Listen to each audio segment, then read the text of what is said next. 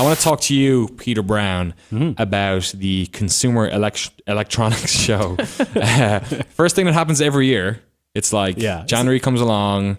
Okay, it's going to be nice and quiet for games, but then suddenly all of CNET and some of the techie people on GameSpot end up going to Vegas to see weird contraptions. How was this year's show? Before we get out, I really want to talk to you about the HTC Vive specifically, because I thought your preview last week was very, very interesting. But how was CES this year? It kind of felt like it wasn't super interesting. It wasn't super interesting, and that's a trend that's sort of been gaining momentum in the past few years.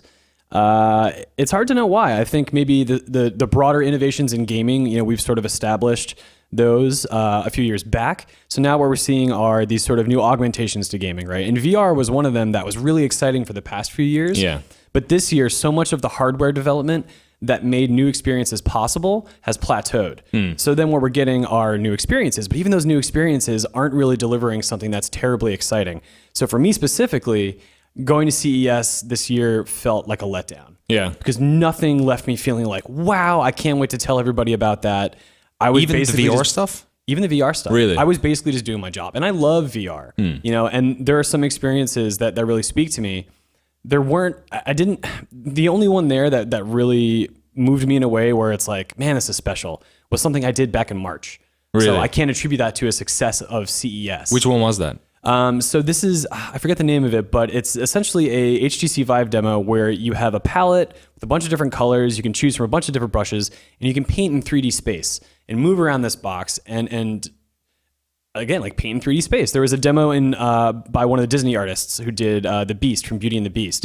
And so imagine you just have a brush and you're just like drawing curves, and you can like change your perspective on that curve, and it just hangs in midair. Right. And you can add to it, and you can add effects to it. That's cool. It's the sort of thing you just lose yourself in because it feels like magic. It's not trying to take a first-person shooter or anything we know about in relation to video games and put that into VR. It's something that is like, okay, VR is different. What would we like to do with this technology? Like, forget everything we know. Let's start from scratch. And this is a really good example of that. So let's, I guess one of the cool things about this year's CES was that yourself and Justin got to experience Oculus and the HTC Vive like within minutes of each other. Yeah, at the same appointment. It was with cool. NVIDIA, and it was literally leave from one, go right to the other. So I'm really interested, because most of the time there's like months apart where that's the case. So I'm very interested to hear what you think, or like develop on what you said last week, which was the HTC, you're actually way more excited for that than the Oculus now? I'm more excited for it in terms of where I think it's going to take VR faster, because it is very much a premium product, right? It's going to be more expensive than the Oculus. I cannot imagine how expensive do you think it's going to be?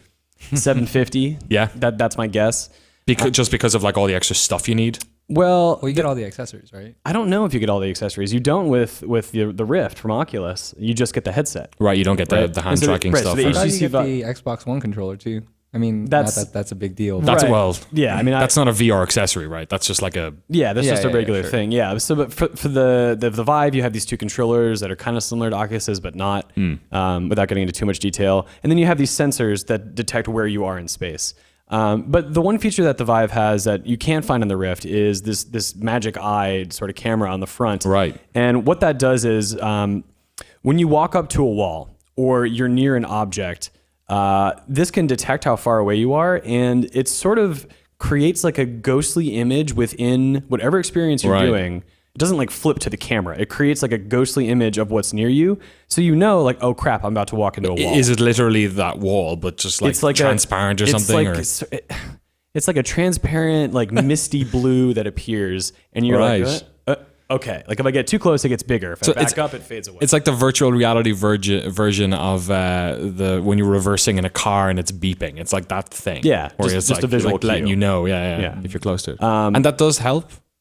Why does it sounds like the type of thing that would be anti-immersive because it's pulling you back into the real world. But well, I mean, let's be honest, right? Like if we're going to be doing VR and moving in free space, we have to be cognizant of the world around us.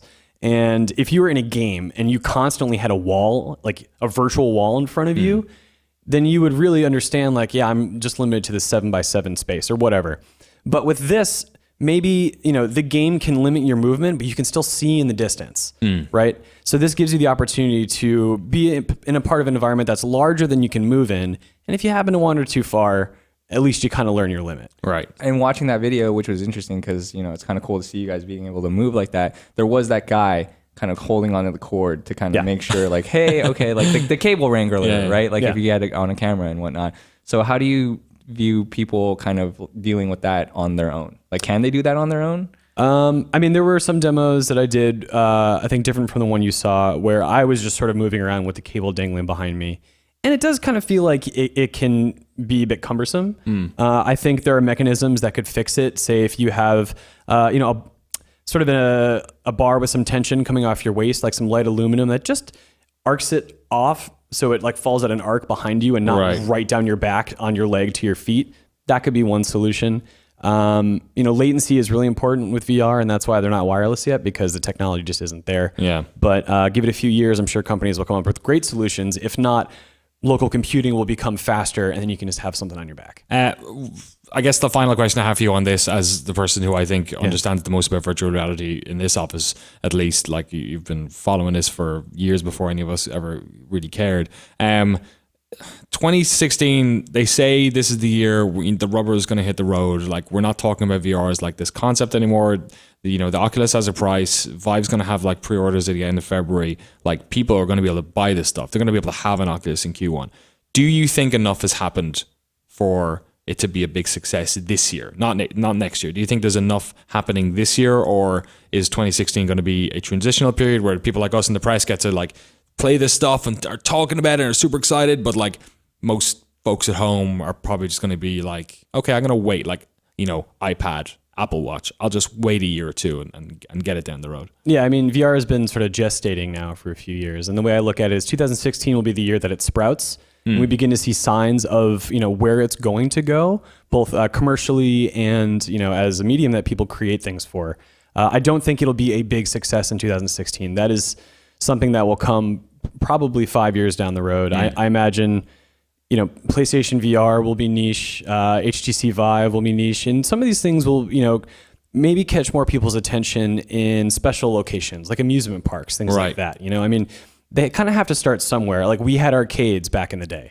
We didn't have really powerful game machines that could handle that stuff. Yeah, for sure. Give it 5-8 years, the Genesis could start to, play some arcade ports. And, it's sort of going to be that thing that picks up steam. And before we know it, it will be that big success that is available to all of us. And a lot of the problems that you guys are asking me about won't really be problems at that point. So, again, I think it's going to be sprouting this year, and, it will take probably 4 or 5 years before it's like, it's an afterthought, that we just have it and we all love it and we all have our own opinions about which is the best games, and not whether or not it'll be here or not.